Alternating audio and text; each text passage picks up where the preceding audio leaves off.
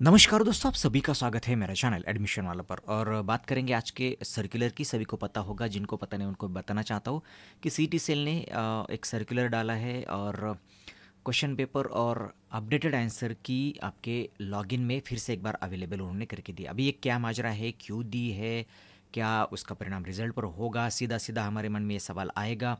पहले हमारे मन में बहुत सारे सवाल उठ रहे हैं और इसमें ये सीटी सेल का एक्शन एक्शन हमें और भी थोड़ा सा उलझन में डाल सकता है। तो मैं ये क्लियर करना चाहता हूँ इस वीडियो में कि ये क्या माजरा है।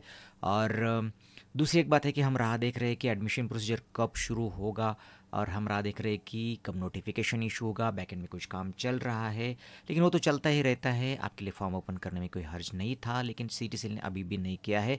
और इस नए सर्कुलर के अनुसार अगले एक हफ्ते तक भी शायद हो सकता है कि आपके एडमिशन प्रोसीजर शुरू ना हो और जुलाई के फर्स्ट वीक में ही वो शुरू हो। तो चलिए हम पहले देखेंगे कि ये माजरा क्या है, क्या सर्कुलर है और क्या सीटी सेल आपको बताना चाहता है। तो सीटी सेल ने आज ये सर्कुलर डाला है दोनों भी, पीसीएम और पीसीबी ग्रुप के लिए।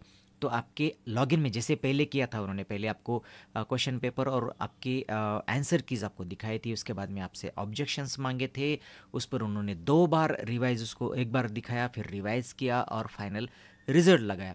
हालांकि ये प्रोसीजर होने के बाद बहुत कम संभावना रहती है कि कुछ और पीछे जाए, मतलब रिजल्ट ये कैंसिल करे और दूसरा लगे, ऐसा होने की संभावना बहुत कम होती है। ये सर्कुलर हम देखेंगे कि उन्होंने सारी हिस्ट्री में लिखी है कि उन्होंने क्या क्या किया, कब क्या क्या किया, कब उन्होंने आंसर की आपको दी थी, फिर उसके बाद उन्होंने कब आपका रिजल्ट लगाया, सब ऊपर दिया है। और हमारे लिए जो मेन पोर्शन है तो इतना है कि बहुत सारे लोगों ने उनके ऑफिस में विज़िट किया था और उनसे उन्होंने चर्चा की, और बहुत सारे ऐसे लोग हैं कि उन्होंने तयशुदा समय में जो समय दिया था, जो टाइम पीरियड दिया था, उसमें उन्होंने देखा ही नहीं उनका क्वेश्चन पेपर और उसका आंसर कीज उन्होंने देखी ही नहीं। तो उनको देखने के लिए, मतलब उन्होंने क्या कहा है कि हमें ओपन करके, इसका मतलब ये है। और इसी सर्कुलर में उन्होंने कहा है कि उनके लॉगिन में उनको केवल देखने के लिए, मतलब उनको ओनली व्यू पर्पज़, उनको वो उनके आंसर शीट और उनके आंसर की वो दिखाएंगे उनको। और इस पर कोई रिवीजन अब संभव मुझे नहीं लगता कि है, क्योंकि उन्होंने एक बार रिज़ल्ट पब्लिश किया है।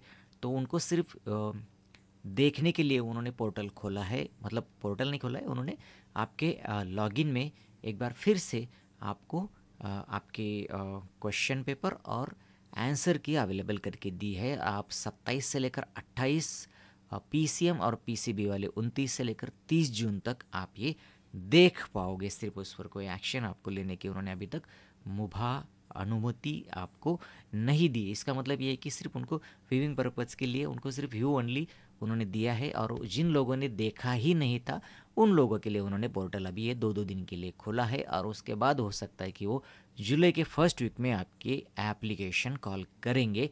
और यही तो फ़िलहाल तो यही लगता है कि वो जुलाई से आपका एडमिशन प्रोसीजर शुरू होगा और फिर 15 अगस्त के आसपास आपका कॉलेज शुरू हो सकता है।